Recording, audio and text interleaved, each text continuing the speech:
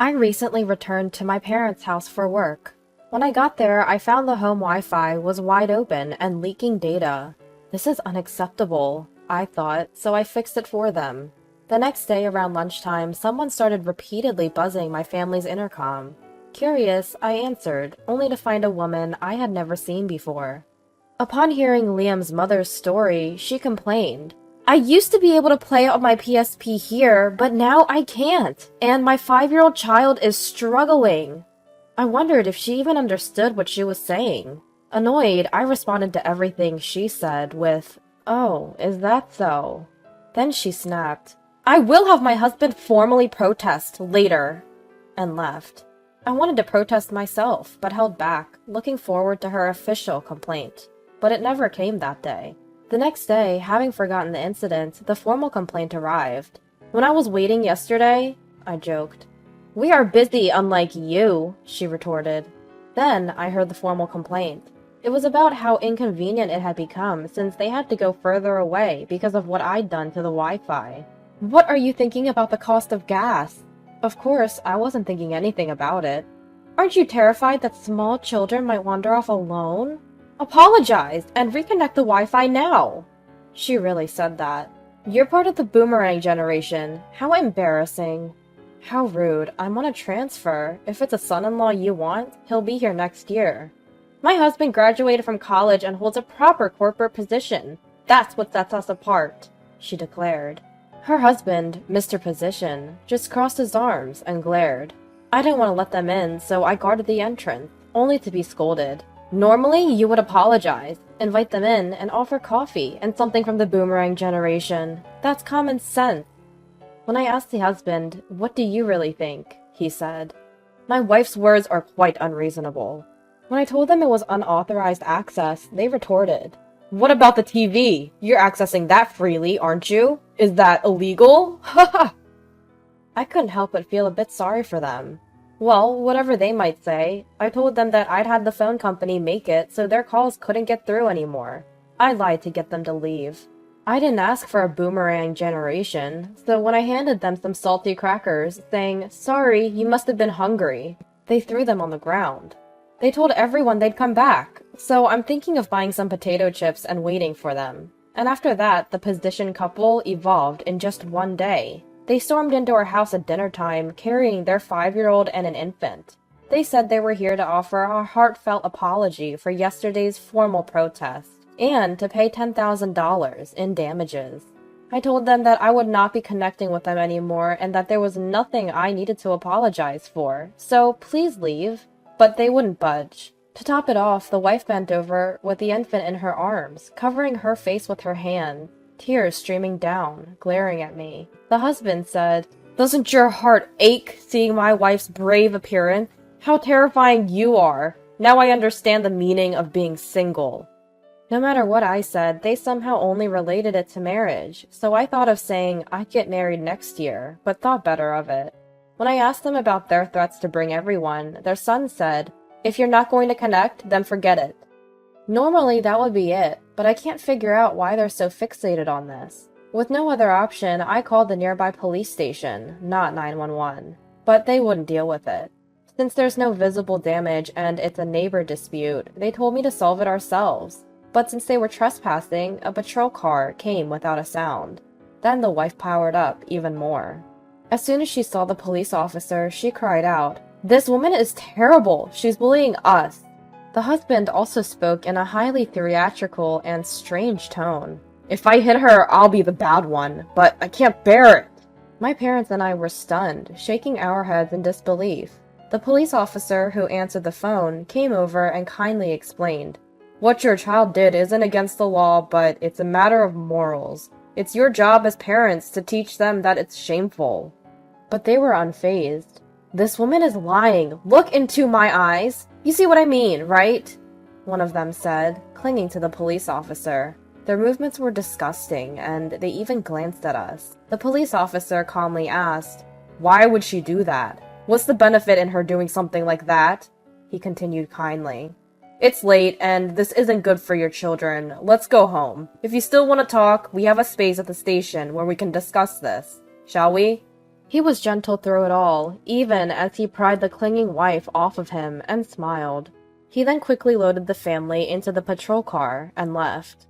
Our jaws dropped, and a neighbor who had come out to see the commotion said, "When they get home and the police come back, make sure you're not looking foolish." We hurriedly prepared coffee and waited. In about 20 minutes, the patrol car returned, and the officer apologized. "I'm sorry about earlier. I didn't know it was like that. Please, tell me the details." We told him everything that had happened. Then, he told us something distressing.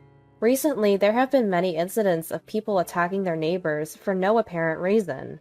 They even demand apologies and compensation, even if they are wrong.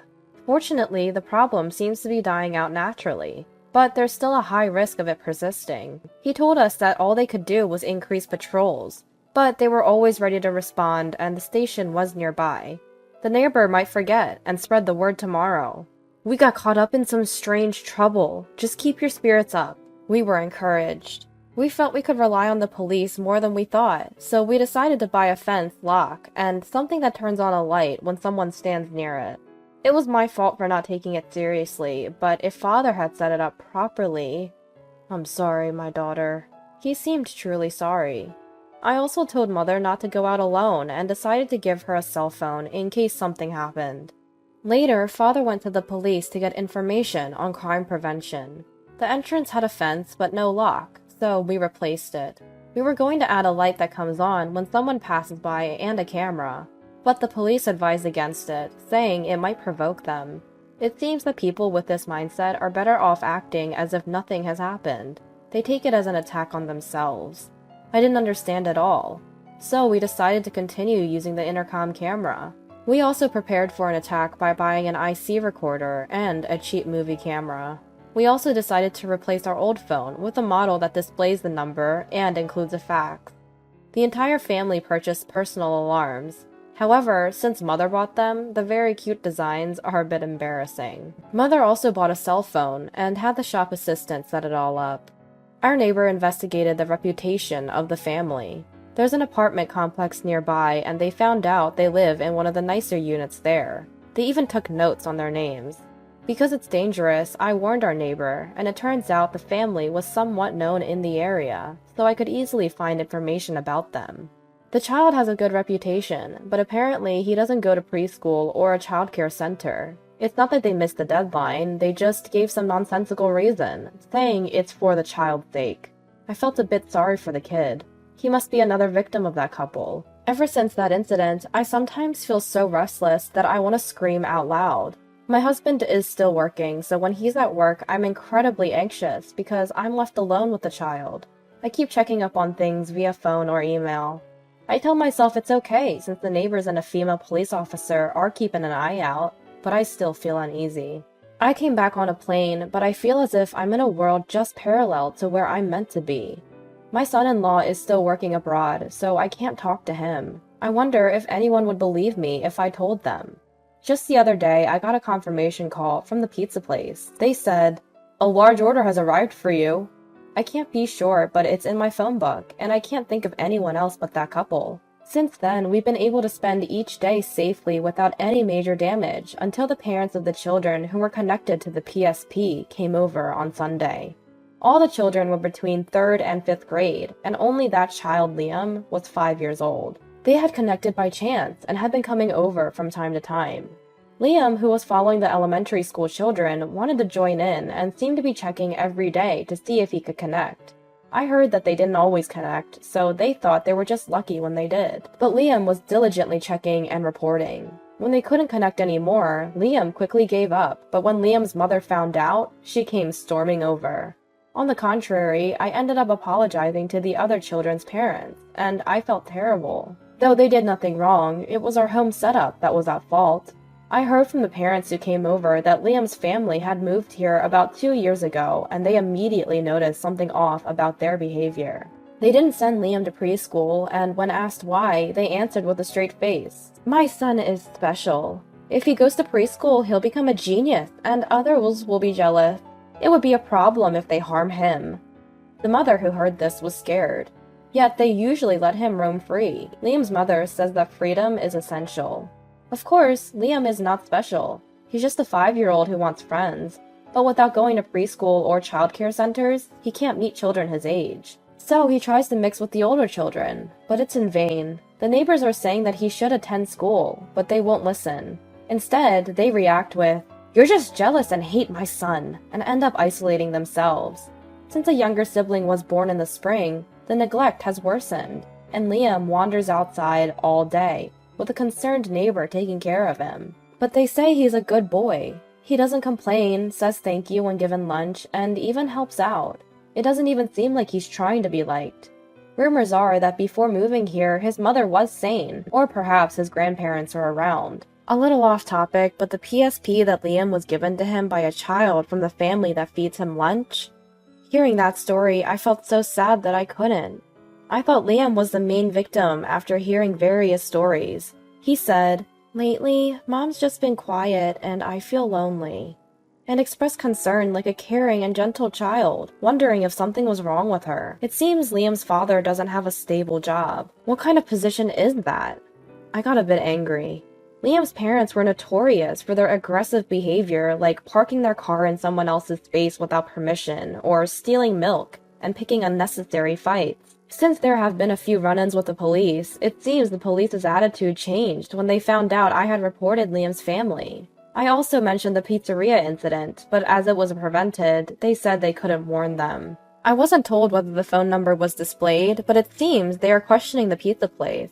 According to the parents who came today, it's a common tactic to order delivery, so many shops in this area apparently double-check the orders. Today, a male police officer in uniform was patrolling by bicycle, I heard. I'm increasing the security level around my house. Most people now know about the commotion last week, so neighborhood patrols have started.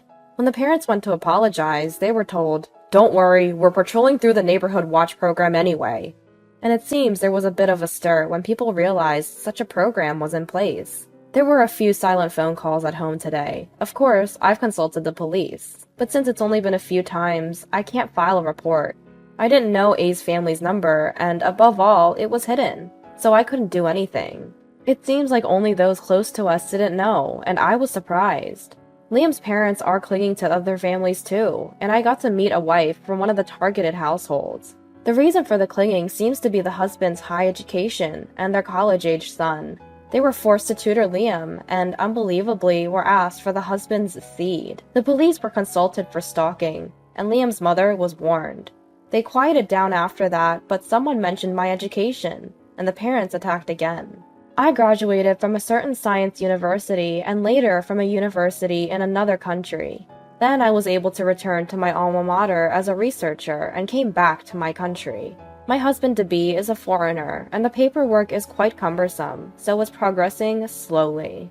Liam's mother, learning this, attacked our home. "Why didn't you tell us about such a background when we met?" "My husband is a Westerner. What a wonderful timing!" That's what she really said. "It's better for the world if you two serve us as a couple instead of getting married. You create a family, and I'll bear even better children with a Westerner." Here, Liam's mother said something terrible, implying Liam was a failure, even though he was there. He's interested in games and TV and looks awful, wants to play with worldly children, wants to hit things. She kept saying things that made it hard for me to stay calm. The spouse swap is temporary and will return to normal life once we have a gifted child, and we'll take both children. In exchange, we'll give you Liam and his little brother. It was so shocking, I felt like my eyes were about to pop out and my jaw was about to drop. I was nearly losing my hair. The newly delivered car was apparently necessary for raising the children, so they insisted that the title be transferred to my name. All the while we were talking, Liam's father kept grinning at me, making me feel sick. In the midst of this, Liam's mother became frenzied, shouting that she would take the house and everyone should leave. She told me she would let us have children and slapped me, yelling, "Don't you dare make eyes at my husband!" She then threw Liam's little brother, who had been on her back, onto the front porch, making him cry from the shock and pain. I watched Liam console him desperately while my own mother began to cry. My father, unable to comprehend the madness, shouted for them to leave, becoming panic-stricken.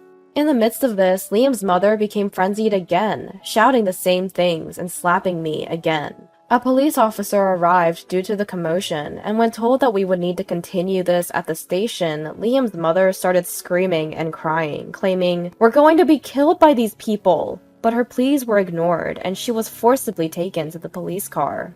We also wanted to talk in detail and said that we wanted to press charges, so we were allowed to go to the nearby police station. Inside the police station, Liam's mother continued to eagerly tell her story, and Liam's father oddly seemed to agree, saying it was for the future of Japan. The police seemed to agree that this couple was beyond help. The children were temporarily taken to Child Protective Services, and we were informed they would probably be sent to a facility. Knowing that the siblings would be separated brought tears to my eyes, and I felt heartbroken. I couldn't help but regret how this all could have been avoided if I had only reset the Wi-Fi, and I wouldn't have subjected these children to such a horrible experience. That day we gave our statements and returned home, unable to actually file a complaint. The next day, both my father and I took off work to go to the police station. My mother was bedridden from worry for the children, so a neighbor came to watch over her. At the police station, we were informed that the children were eating and sleeping well and appeared healthy, and also that the parents are being seen by a doctor, so it seems that pressing charges will be dropped. We were grimly considering our options, but were sternly told that moving the children back to their parents or sending the couple away wouldn't lead to happiness for the children. It would be appropriate to say what the couple did was not just child abandonment, but akin to child murder.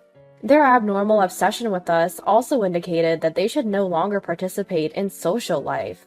We were reprimanded when told that the couple would also be placed in a facility, and suddenly showed sympathy. At the same time, we were told that feeling sorry for them wasn't quite right, but neither my father nor I could agree or understand. Of course, we were furious. We had endured strange proposals, being hit, stepped on, and harshly ridiculed about our appearance. However, the fact that we couldn't legally tell them how we felt was frustrating. On the way home, my father suggested moving, and I agreed. Our house was old but sat on a considerable piece of land, so we decided to sell it and look for a place closer to my workplace. My son-in-law has come over now, and he's angry at the situation that doesn't make sense to him in any country. But he's feeling down, thinking there's nothing he can do if he's mentally worn out. However, he seems to understand that it's good for the children, and he was saying that they'll surely encounter a better environment, and that it was fortunate that this happened before they started school. The neighbors also seemed to have mixed feelings, going around and apologizing for what happened so soon after the New Year's celebrations. Everyone was uniformly sympathetic, saying how difficult it was. It's sad to move and say goodbye to our next-door neighbors, but since we were so close to them and spent a lot of time together, they told us they might move because it's becoming uncomfortable.